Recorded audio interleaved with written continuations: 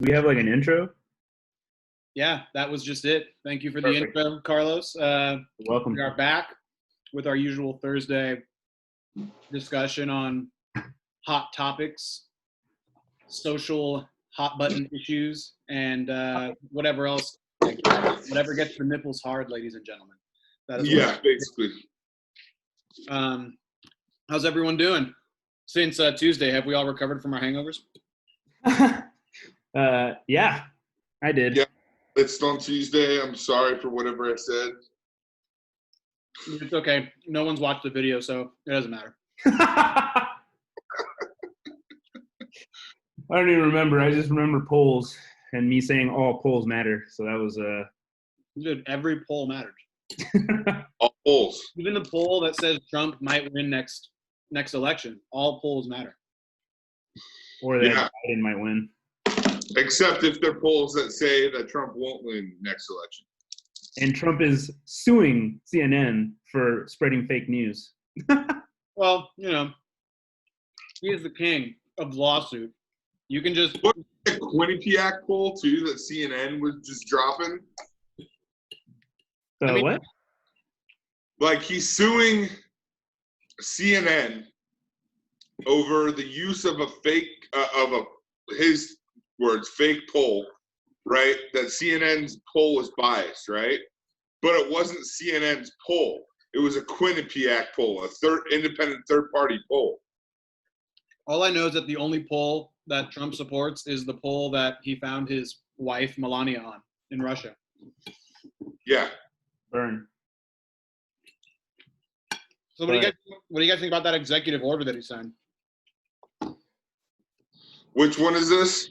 The DACA? Literally the one, no, not DACA. Literally the one that was just in the last couple of days about not eliminating but restricting the use of deadly force and blah blah blah blah blah.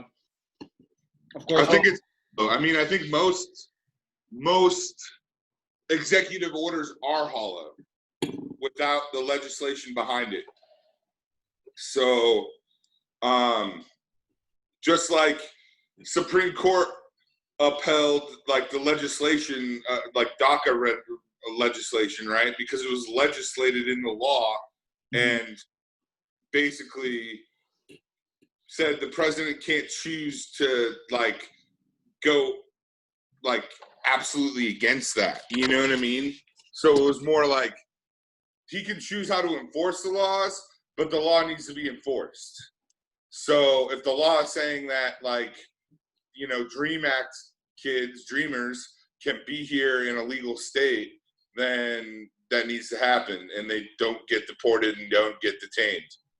So, I mean, I was surprised that the conservative court, like, put that, like, you know, shot that down, his executive orders down.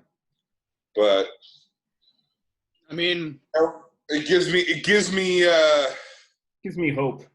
Yeah. However little it is. It's a step in the right direction. Yeah, exactly. And I think what really surprised me most about it was Neil Gorsuch. Gorsuch was Trump's nominee, and you know, I'm looking for my fucking vape right now. He won against Trump's, you know, executive order, which is nice to see. Yeah, I gotta say, I agree with you guys. I was pretty surprised with the whole, actually the last two votes, right? Because they voted 6-3. Transgender stuff, yeah. Yeah, they voted 6-3 to, you know, uphold the transgender, you know, rights within the workplace and discrimination. Yeah.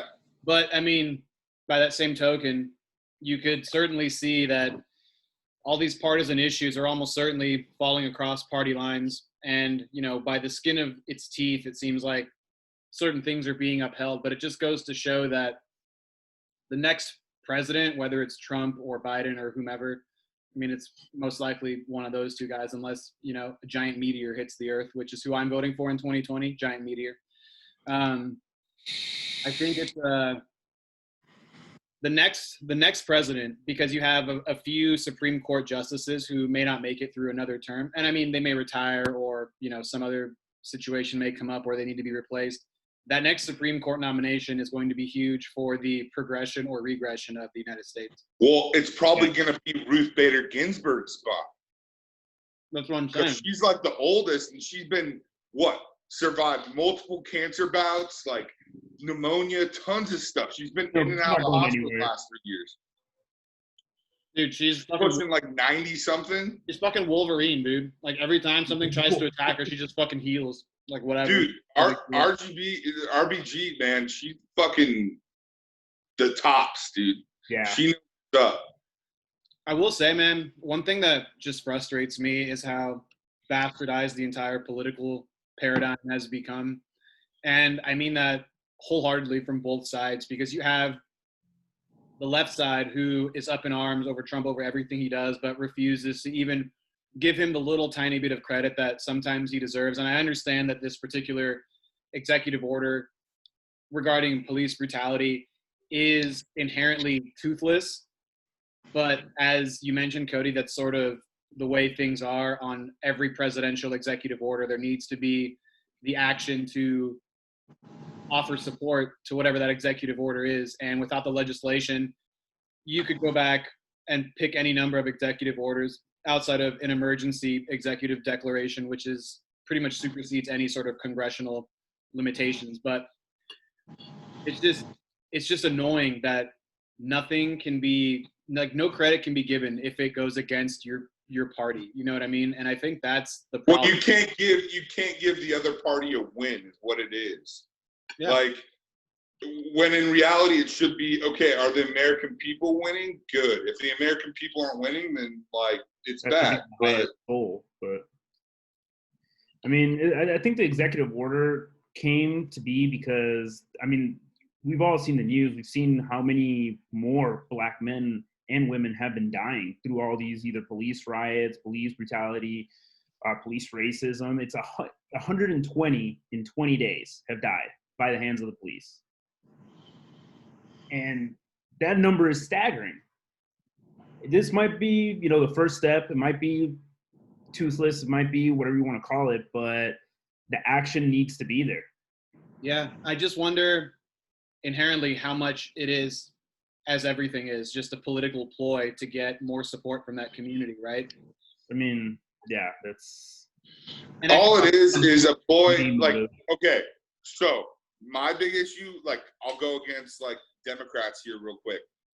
Freaking Pelosi and her, like, mutts doing the kneel with the fucking, like, scarves and shit.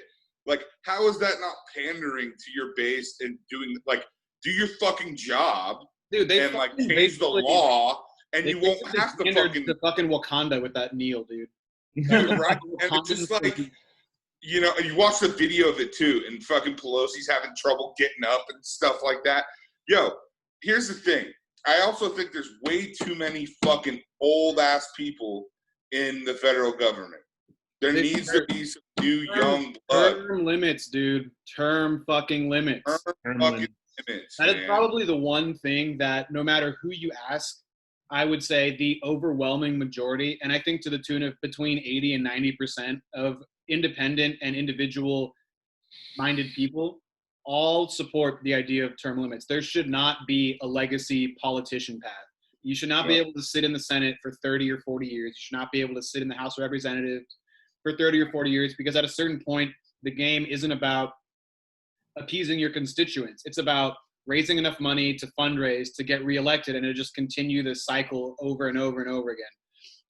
If there was some sort of term limit, that would create a sense of urgency for people to have their records etched into the history books in a positive way, to say, look at all these things I did over my 2 terms, my 4 terms, however many you want to give as far as and the world changes so much over like a decade or 2 decades. I think they should cap it at 2 decades.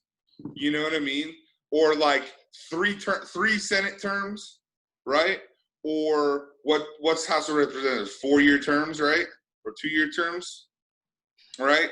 So make it like 20 years, or like for the Senate, like, it would be you know what I mean, like 24 years or something like that.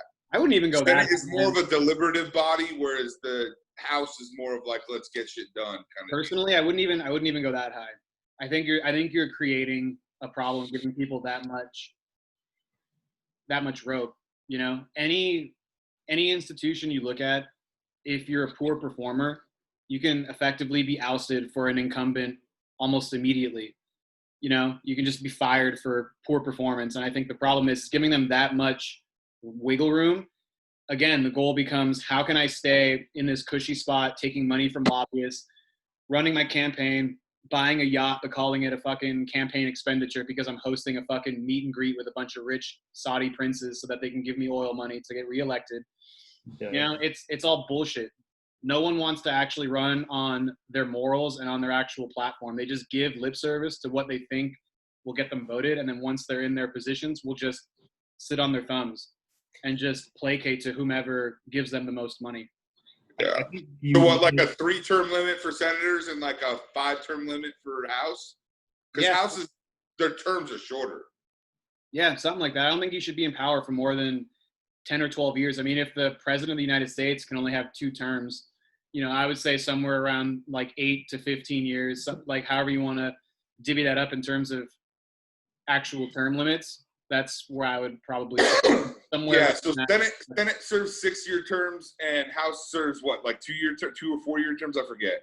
But making it so Senate doesn't serve more than 3. You know what I mean? Because that way you're at what, like you're at 18 years for a Senate.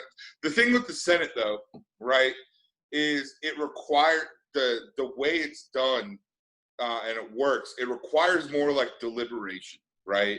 They're the ones. There are only 100 of them in there, so their votes kind of count for a lot, right? And they have longer terms because they're more of a deliberative body. They're like the higher of the houses, right? Whereas the House of Representatives people, right, they only get 2-year terms, right? And they're almost constantly under re-election, right? So it's easier to vote them out, basically, right? So give them a few more terms on the limits, right, if they're able to continue to do good stuff, right? I mean, or just give them all, you know, and you can stagger it, you know, just give them all 4-term limits up to 3 limits, or 4-year limit terms up to 3 terms. That way, you're not in constant jeopardy of worrying about how to keep your seat for the next election cycle. You have a little bit of time to work. And I think this idea that, you know, the whole legislative process in the Senate is a fucking joke anyways. There shouldn't be any bill that gets passed through the House that gets thrown effectively in Mitch McConnell's fucking trash can. It's a joke, dude. If it passes the House, your job is to bring that shit to vote. Like, just because you don't agree with it doesn't necessarily mean that it should not have at least a voice on the floor. And Mitch McConnell might be voted out this year too. I don't think so, dude. I mean, I know the problem is the last like month or two, McGrath has fallen a bit. At one point, they were pretty close to tied, but now I think he has a couple of point lead. Well, I just read something yesterday that he's only got like a 1-point lead. The margin of error is 3%. 3 points. But I'm not confident that margin of error will sway in her favor. Not in that state. I mean, I don't know, dude. She's like clicks all the boxes for a lot of conservatives still, even as a Democrat, because she's, you know, a vet, an Air Force vet. She, like, you know, is a woman, right? At least as far as Democrats are concerned. Wait. Yeah, I was gonna say, I was like, hold on, how's that? Right? She's a woman. No, I think you're right on with the Air Force vet thing. That's probably the most that, like, as far as like the box that she can check that would appeal to a large portion of the independent or slightly right-leaning contingency. That's probably the most important factor. Well, yeah, and then like obviously you got like the Democrats in Kentucky being like, well, what the fuck with McConnell? You know what I mean? So like it really just like kind of depends if she can sway enough conservatives over to. Because here's the thing, McConnell hasn't been doing much for his constituency. He's basically been Trump's lapdog, right? So Trump supporters love McConnell, right? But, like, you know, the dude needs to be fucking out of power, Like, that dude needs to fucking go. He's scarier than Trump. You know what I mean? His wife, too, has been getting payments from Russia and shit like that to, like, get shit pat. Like, literally, he is worse than Trump when it comes to, like, the Russia conspiracy stuff. Damn. I know. So, they call him Moscow Mitch. Dude, Moscow Mitch, dude. That's a really that should be his next campaign. Really catchy name, I'll say that. Dude, Franklin the Turtle needs to go. Dude, that guy is pretty incredible, to be honest. I mean, I think you guys summarized it pretty well, man. It's these guys are more worried about getting reelected than actually leaving a positive mark and doing good work moving forward. Their thing is more just, let me get reelected, let me take more money from lobbyists, and let me, keep getting paid. Yeah. Well, they make like $280,000 a year, plus they have like crazy fucking full coverage benefits, right? And then they get pension when they're done. Here, I'm going to share my screen with you guys. I'm going to show you what's going on in Kentucky right now. And this is a 538 run.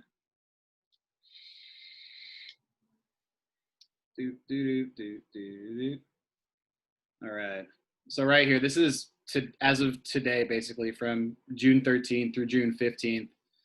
Against Booker, McConnell would be leading 52-38. Against McGrath, it's 53-33. And that's 538, so that's more of a projection than anything, but it doesn't look good. Nope. Which is weird. That's a huge change from just a week ago. Look at June 9th. Yeah. Yeah, I mean, it's probably not going to happen. Probably not. But we can hope. That's one thing that I think Republicans do exponentially better than Democrats is they are hardcore party loyalists. They will basically put all of their feelings to rest if they're voting for a Republican. Whereas the left is so fragmented right now, you have like the hyper extreme far left. I won't even call them Antifa because I think that name has been hijacked by really poor actors that are bastardizing the current state of the George Floyd and police brutality protests. But they're so fragmented that, I don't know very many hard leftists that are going to vote for Biden. And that's not a vote for anyone but Joe Biden for the left is effectively a vote for Donald Trump. And I know that in states like California and New York, who gives a fuck? But unless he pulls out some states in the Iron Belt or can pull off Pennsylvania or somehow pull a or Florida, it's going to be He's not Florida. Too many people love Trump in Florida. It's going to be, but that's what I'm saying is it's a tough hill to climb. It's not super, like the race in Florida is not horribly bad, but it's not, you're right, he's probably not going to win it. But if he doesn't win those states, the odds of him winning the presidency is next. What does he announce his VP? At the convention, probably, or near to the convention, which is what, the end of July? Who's if you could pick your ideal running mate for him, who would Kamala it be? Harris. Kamala Harris, or here's what I think the smart move would be for him. If he's going to go a woman to pull that progressive side in, pull Warren. She's already a senator. Make her the president of the fucking Senate and fucking handle shit. You know what I mean? And like, it makes a lot. It's the smart move, I think. But who knows with fucking Sleepy Joe whether he'll make the smart move. Well, then if it's one thing the Democratic Party has done recently is make stupid moves. They totally threw Bernie Sanders under the bus in 2016, which led to this whole fiasco anyways. Well, here's the thing. If South Carolina, right, primaries had been held within the last, 3 or 4 weeks, and all those primaries were held within the last 3 or 4 weeks, I say Bernie takes it. Bernie's going to get those votes. Because here's the thing.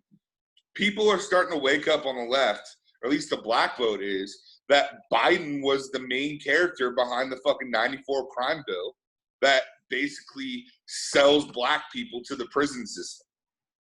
You know what I mean? And so, and with his whole, that one video clip of him being like, you ain't black if you're not voting for me, or something like that.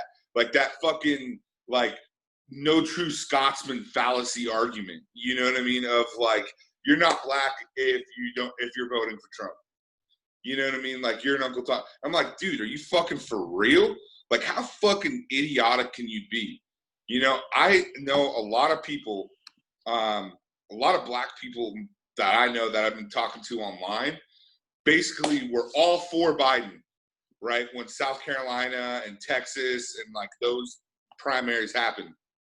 As soon as he started popping off his mouth about shit, right, and being idiotic, they're like, yo, what the fuck? Like, why are you for Biden? You know what I mean?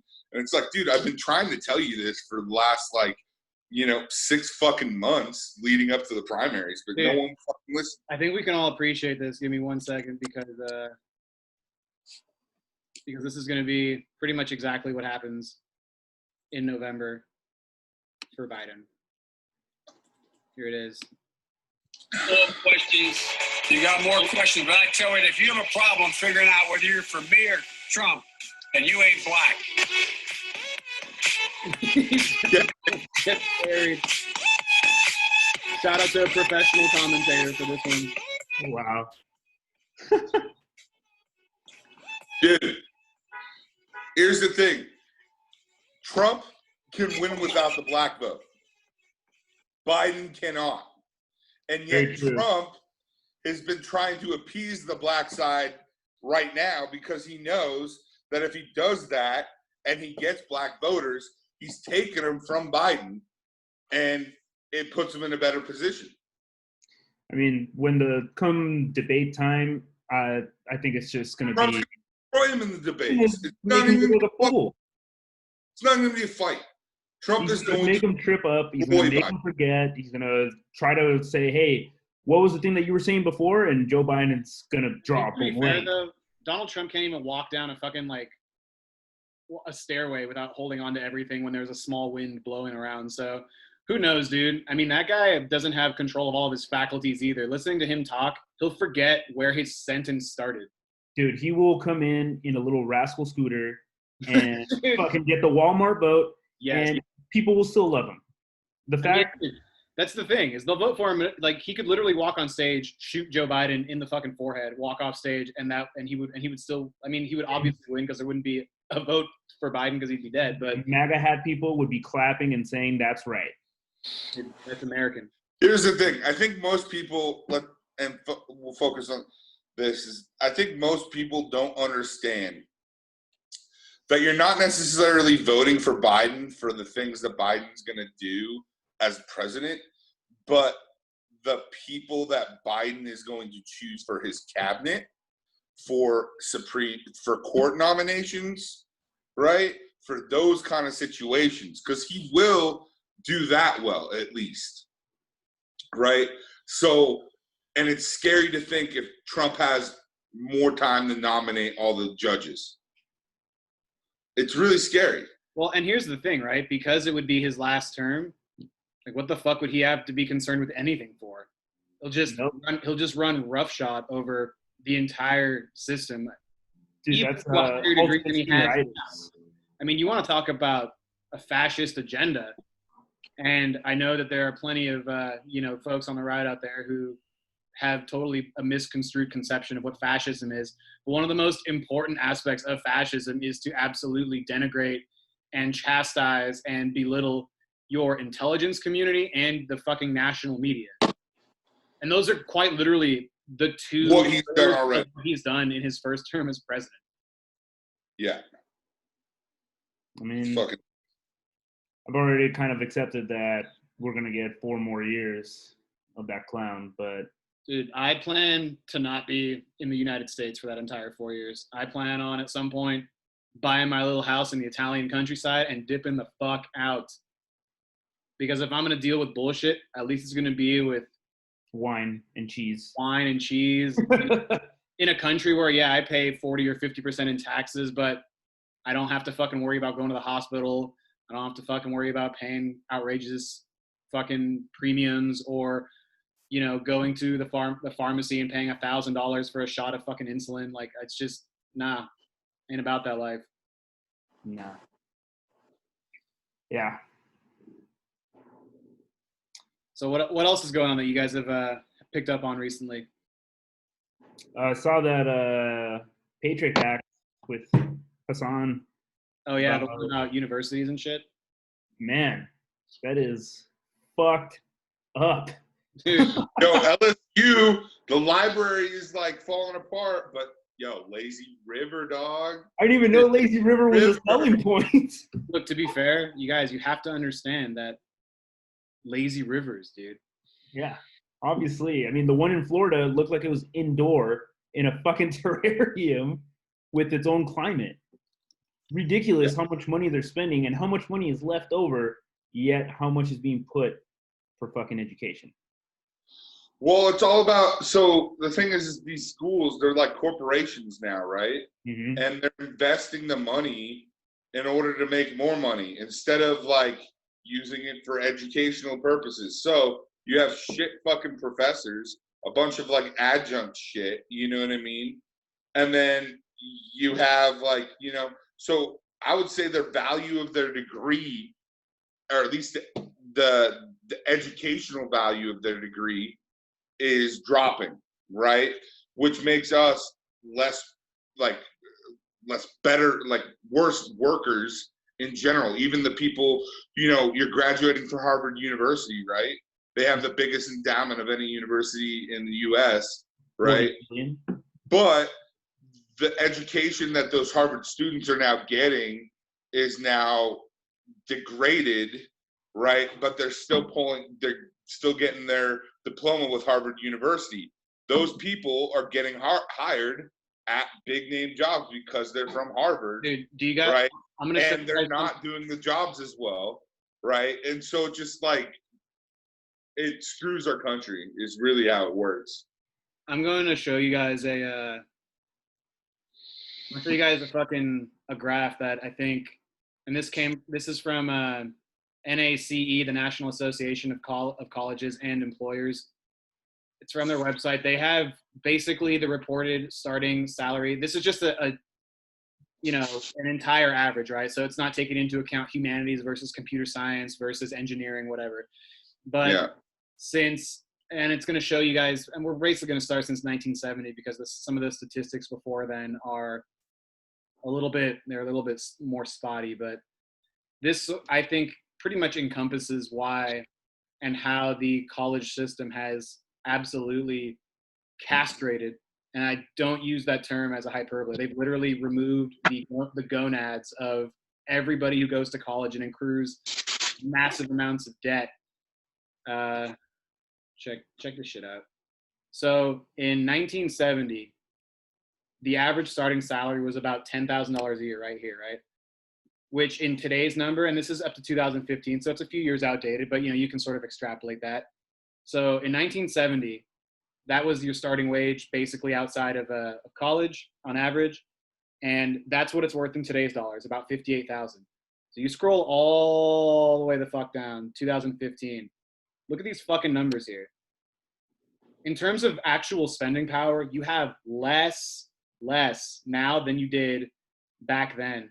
And in 1970, the average tuition was about $9,700.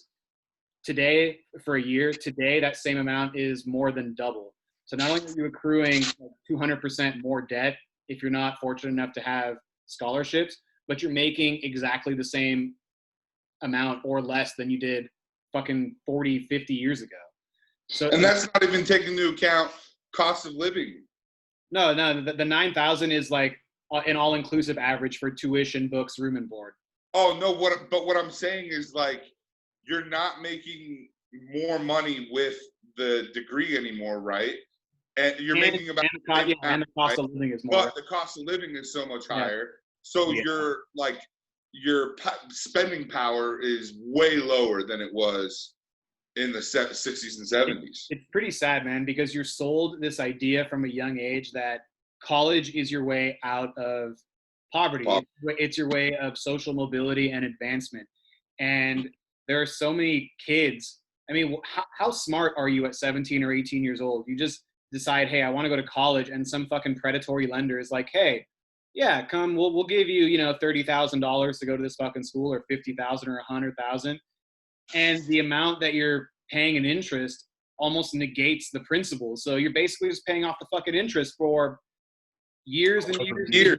30 years. Yeah. It's the only type of loan that you can take where no matter if you file for bankruptcy, they can still come after you for that money. So when you're fucking 65 years old and living on Social Security, they can legally go into your fucking bank account and take their share of the government subsistence before you get anything.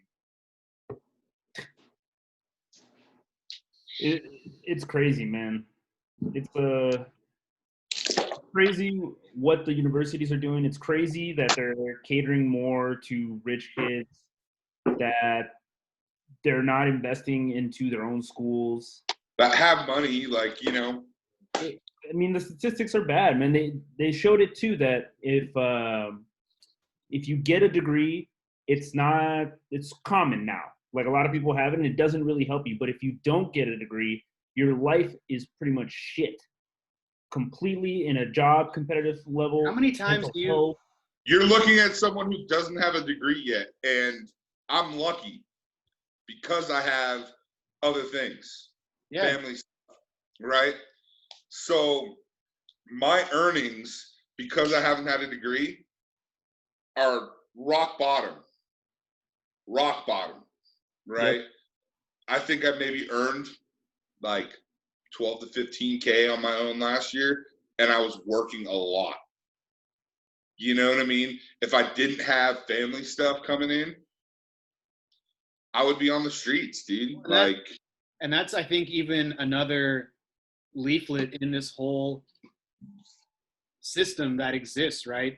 Because so many folks that are fortunate enough, like you or I, Cody, have some form of generational wealth or generational assistance that so many other people, because of their current living situation or their upbringing, do not have that same sort of, they don't have that same sort of fortune that we do. Yeah, we're in a minority of sorts, and so, like, for the other people who don't have it, in general, what I'm saying is, like, the median wealth of an average, like, white family is somewhere around 114,000 is like the median net wealth, whereas the average Black family is somewhere around 14,000. So, I mean, you're talking about a factor of 10, and it's almost inherently attributed to circumstance, right? Being born in an impoverished situation versus being born in an upper or middle class situation, mm-hmm. And we're basically putting people behind the 8 ball. And then if they want to go to college, they first have to get through high school. And depending on where their high school is located, they're not getting any funding from property taxes because the federal government only contributes about 9% annually to high school education. So the other, like 30 to 35% comes from property taxes. And then the other gaps that they fill in come from individual donors. And somebody who lives in East Palo Alto in the 90s is probably not going to be able to donate a large amount to their school versus someone who lives in fucking Atherton can donate far more. So it's this constant snowballing effect. And then you take that into account, and teachers in those areas are spending their own money on books, on supplies. Yeah, it's insane. It's the only profession that we treat like shit, and is actually responsible for molding the future generations. And more so than anything too, as a teacher, as someone who's been in the classroom on the football field, right, dealing with parents, there is a level, even from lower middle class white families, right, that I'm going to coddle my child and my child is right, and basically not providing any backbone to let the teacher do what they need to do. The lack of discipline among kids is mind-boggling, right? You try to get them to do anything, they're like, well, why? I don't need to do this. You know what I mean? Like, they don't understand the long game because they're too young and not mature enough to understand the long game yet. But they don't have the parent basically being like, yo, you get bad grades, you're not gonna, you know what I mean? It's the teacher's fault. It's not your fault. You're beautiful. You're a gorgeous little baby. Oh, you know what I mean? And they get mad at the teacher for giving them a bad grade when it's like your kid earned a bad grade. Like, that's your kid's issue. My job as a teacher is to go in and educate your kid with the information they need to do well in the future, right? But if there's no unity among parents and teachers, right, as far as what that is and what it takes to do those things, it lacks any like teeth, you know, it lacks any like any worth. I have kids who, there's a lot of kids in class, say I have a class of 30, right? It only takes 3 or 4 kids who, you know, don't have discipline to basically rile up the class and distract the class from doing what they need to do, right? And as a teacher, I can't discipline a kid because I have no rights or no, you know, no backing from the parents, right? The parents don't care. As long as the kids are at school, like, you know what I mean? They're not really caring. And then they'll get mad at you for, you know, not doing what you're supposed to do. I have obviously a lot of colleagues who like have the same issues, and it's tough. And that's just like high school and junior and middle school and stuff like that. You know, in college now, like, you're paying for that education out of your pocket, and they go into college with the same bad habits of learning or distracting and not doing stuff that, you know, and then bring that to college where now you're having to pay for it out of your own pocket. And then they wonder why their kids are, you know, failing out or not doing what they need to do. It's like, you know, you got to get grades to get into school. You got to get, you know, a decent school, and then you got to keep grades to get in that, stay in that decent school and get your degree. You know what I mean? It's on them. So we're not preparing them, kids these days, the youth today, correctly. Agreed. It's also crazy that universities are, the price for education has gone up, or it's still going up. And even with this whole pandemic, people are asking for refunds, people are asking for help or anything. And universities basically say, go fuck yourself. Yeah, like on that episode of the Patriot Act that we all watched, where she basically, the fucking school sends like a fucking dance video to all of her fucking students. Like, it's okay, like, you still have to pay all these bills, but here's a dance video on TikTok for everyone. Like, dude, how tone deaf are you? Are you kidding? Yeah. I mean, it even said in the Patriot Act that what was it, like 300 something schools across the nation are probably going to close within the next 6 years. And like 5 out of 12 in Akron, Ohio have already closed, or some staggering number like that. It's ridiculous what's happening. And the fact that all they're going to do is charge more money in order to, you know, level out is ridiculous. Yeah, I mean, and then you take into account how so many quote unquote professors are not even professors anymore, right? They're not even tenured. They're all adjuncts.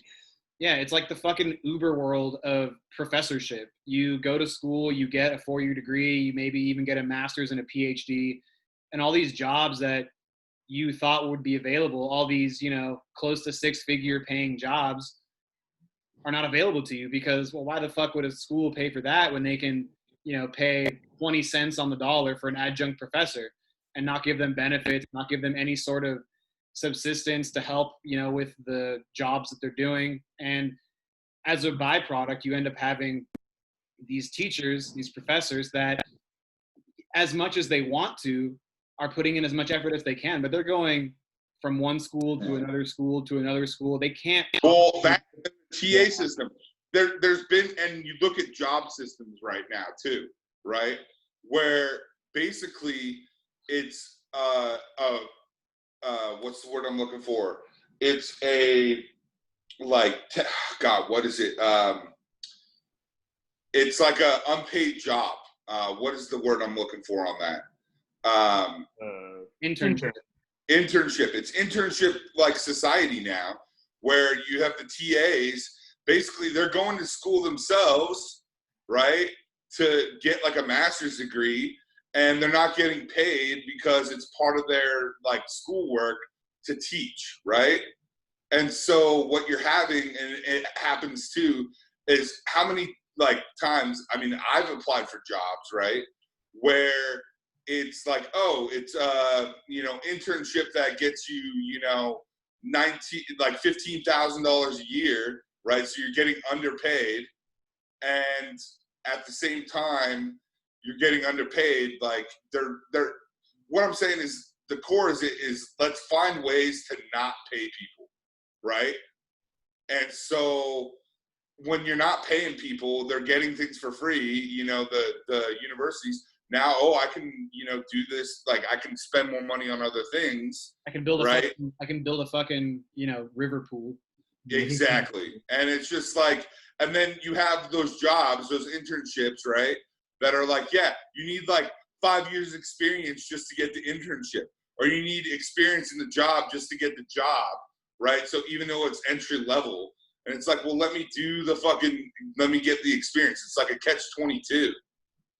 Pretty much the system is set up to where you need to be working at your job as an intern for free, going to school, passing, getting a degree, getting the same amount of experience while you're getting your degree to be able to get out of college and land an entry-level job. Yeah. But if you don't do that, you're going to do 4 years of college plus, 2 more years after that, and then another 3 years to get experience, and then you can start making money. Yeah. That system blows my mind that that's what they think that this is the best way to do this. Yeah, it's a system that has been taken over by corporate mentality and a purely capitalist ideology where it's all about squeezing money and improving the bottom line. So that way the athletic directors to these big schools can get millions of dollars a year in bonuses and, in the high six figures for their salaries. Or you have school presidents, and something like 30 or 40 like college presidents currently make more than the president of the United States. And not that I'm advocating that our president in particular gets paid more, but just the notion that a guy who's basically leading 350 million people into the rest of the world is being paid less than a school administrator who probably isn't doing that much on his or her face anyways, other than kind of sitting in their nice chair, in their nice, $10,000 fucking rustic chair, with their fucking books behind them, letting you know how academic and how intelligent they are. And then you have all like the gap between administrators to students has dwindled while the gap to teachers has grown. And it's insane. It's an insane system that is ruining upper education. Yeah. Well, and then it goes to show, like, who's the highest paid public official in Alabama? That's you guys know that? Probably Nick Saban, right? Nick Saban. He's the highest paid public official in Alabama, and he's not elected. He just coaches their football team. Jesus. Right? It just goes to show where the priorities are, man. But I mean, that's one thing that they didn't touch on is what about the money that's coming in from football programs at all these top level schools or any sports? Well, and the athletes aren't paid, right? Because obviously you want to get them money. free. Well, dude, and that's right? a stupid argument all the time too, where these people say, well, they're getting a college education, this and that. It's like, first of all, like only the very, very top, like 0.01% of those athletes are getting full ride scholarships to begin with. So there's 80 full ride scholarships for each football team, right? And there's probably about 110 people on each team. If that makes sense. So you have 30 guys on the team who are paying their own way, right? But there's also a lot of teams will go and they'll use those 80, like at least 10 of those 80, and they'll split them. So you'll get like a half ride.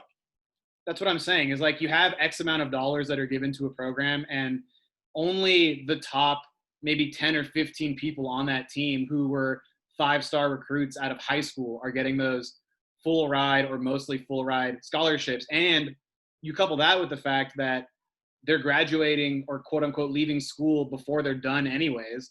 So they're getting their full education that they were promised anyways.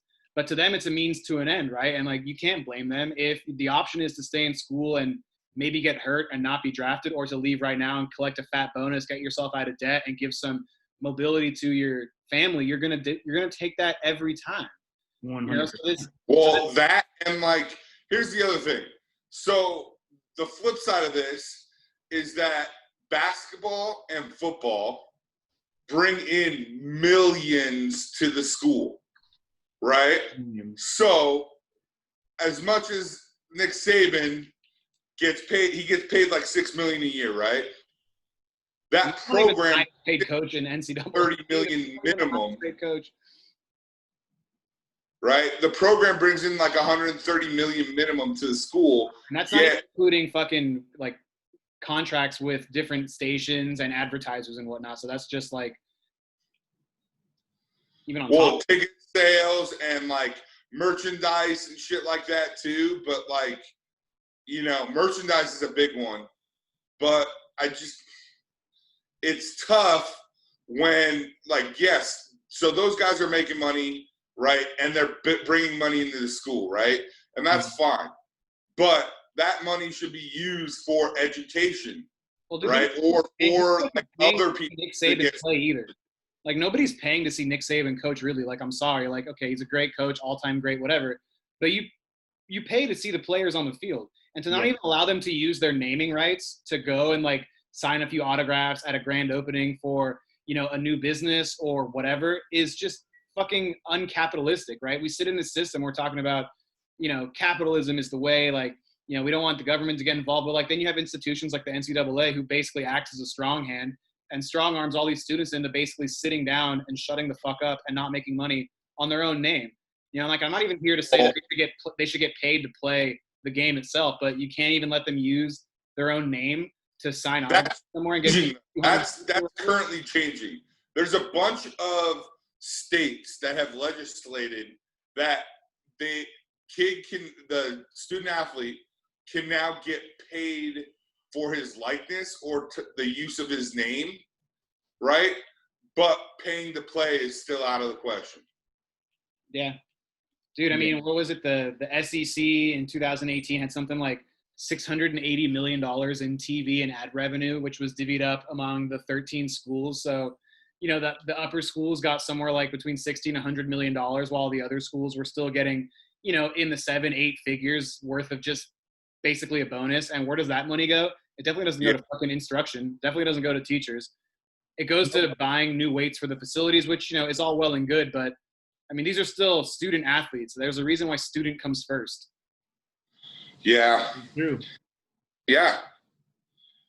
I mean, the amount of money that these players should be getting, even if it's a fraction, they're the ones that are putting people in the stands. They're the ones that are making the games exciting. They're the ones that put money into a bank account for them, and then when they graduate or leave school, you just give it to them at the end, right? Like, you don't even have to necessarily make it a pay-for-play thing. You're like, look, we understand that this is a situation and we need to address it, and we as the school are making money hand over fist.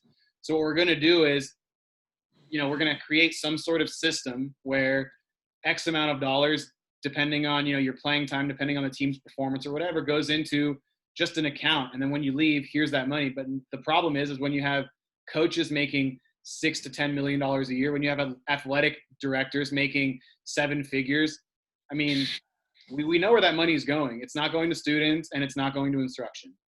Well, actually, ADs on average only pull in, most ADs will only pull in a couple hundred, 300K.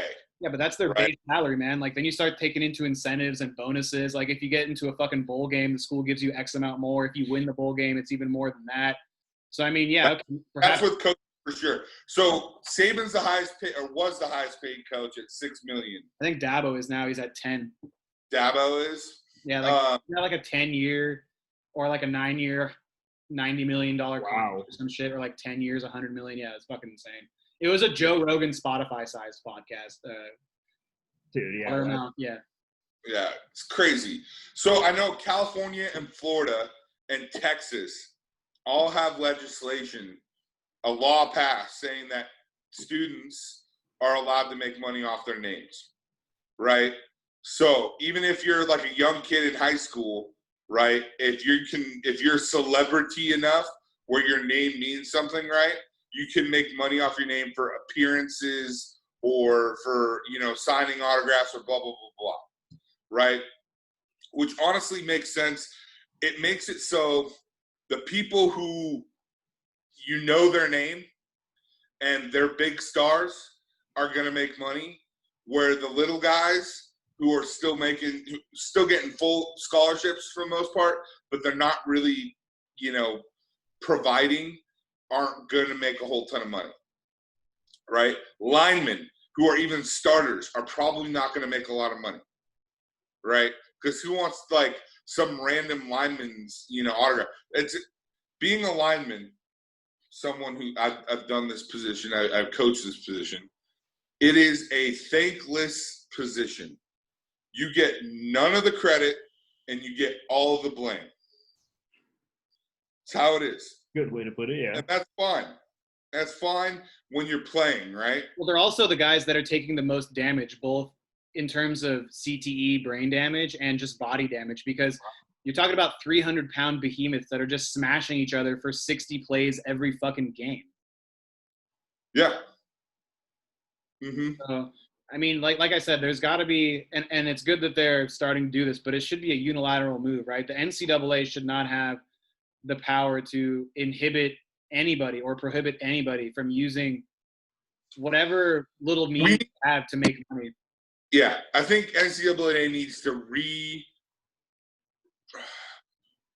reinvestigate the meaning of amateurism, right?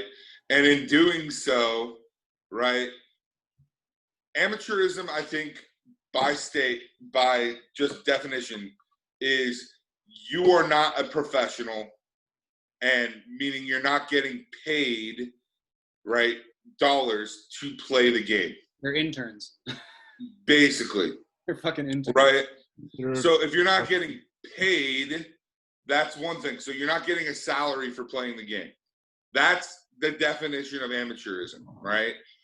The NCAA in the past has expanded that to you're not getting benefits or other, like getting other sorts of agreements based off you playing, right? Making money off your name, right? Getting stuff given to you and whatever, right? And I think the NCAA is trying to figure out how you minimize the definition of amateurism to what I just said, while at the same time keeping schools from buying off and paying for players to come and play for them, meaning like getting them a house like Reggie Bush's mom, or, you know, have you guys ever seen the movie Blue Chips? Fucking great movie. Nick Nolte, Shaq, Penny Hardaway, right? Old school 80s movie about a basketball coach, Nick Nolte, who has basically played the game clean his entire career, right? He has morals and standards, but he is unable to recruit because all of his recruits go elsewhere because they're being paid to play and stuff like that. And it's about him, the 1 year he decides to let the boosters and friends of the program come in and get Shaq, get Penny, get like all these players, right? And they start killing it, right? And then he can't live with it inside because the purity of the game is gone, basically. And it's a fantastic movie, and it goes into like, you know, how they would a program is able to get by the NCAA's limitations. And it's I'll have to check that out. definitely. I think one of the last things that before we conclude today, I just want to give a middle finger to Danny Masterson and Chris D'Elia. Dude, what the fuck, man? I read that this morning and I couldn't believe it. Honestly, look, we should, quote unquote, wait for all the facts to come out. Sure, but fuck, man. Danny the odds of you being accused of something like that by 3 different women, by 3 different people, Yeah. it's pretty fucking low. You know, like the odds of that happening. I mean, even to have it happen once is almost negligible. Like, what the fuck is that? Well, that's what happened on the ranch. He was on the ranch on Netflix show. He got 2 accusations. One was being almost thrown out because I guess the story wasn't straight, and the other one was just an accusation. But in wake of that Kevin Spacey fiasco, they were like, no, we got to cut ties. But he wasn't proven guilty or nothing. And now, I mean, he was put in jail. Back in like 2001 to 2003. So these are like almost 20 years old. These, like when these events are alleged to have happened, you know. But dude, it's just fuck, dude. You guys are rich. You're wealthy. You don't have to do any of this fucking shit. And like, even if you're not rich or wealthy, you don't have to do this shit anyways. Like, just don't fucking do it. Yeah. What was the Chris D'Elia thing? So they were saying that he was almost farming for underage, like 16, 17-year-old girls. He was grooming? Yeah, grooming. That was the word. And exactly like that just came out a few days ago. At least I just saw it a few days ago.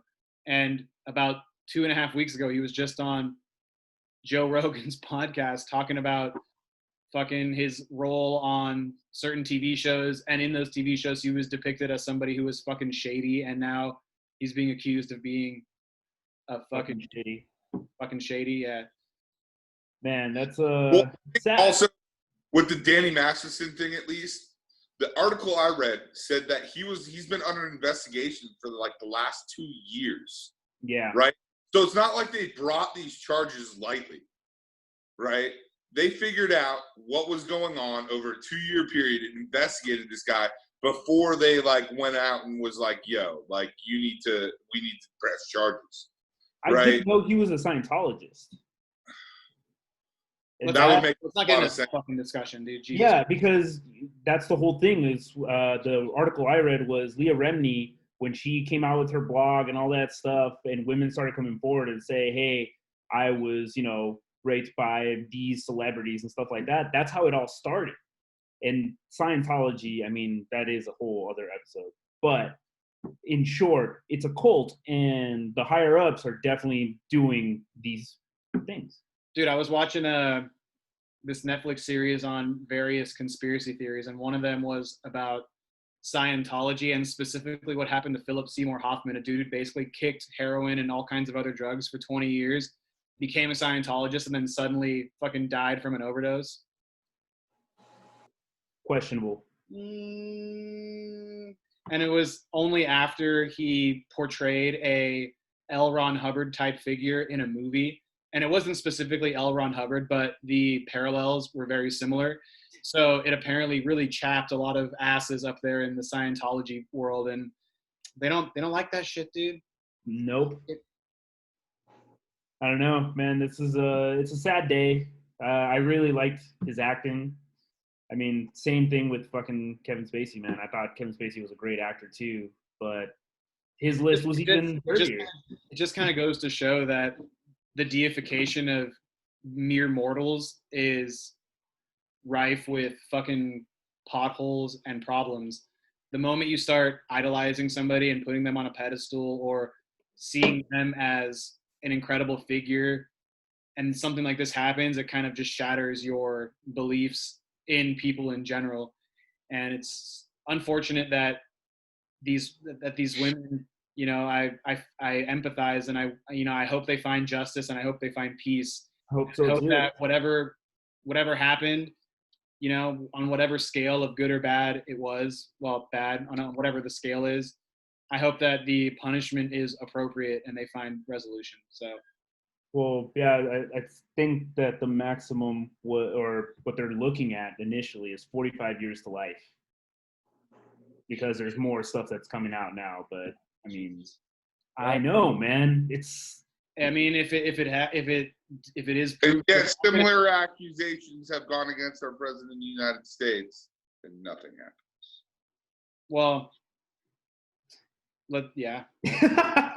Well, don't forget, man. Epstein and him were brought to a fucking legal suit against a 13-year-old girl, and there is most certainly an anon mic drop somewhere on the internet. All you gotta do is Google that shit, and you can see the actual lawsuit there in your eyes. But it's okay, because like anything that is negative about Donald Trump is fake. So just remember that when you're fake news. Obviously, he'll just sue you back. Exactly. All right, y'all. Well, I appreciate the candor and the conversation once again. I'll follow up with you guys later. You guys have a good rest of your day. And you too. You too. Tuesday. Keep it 100. Tuesday. Let's get ready. Tuesday. All right. Later.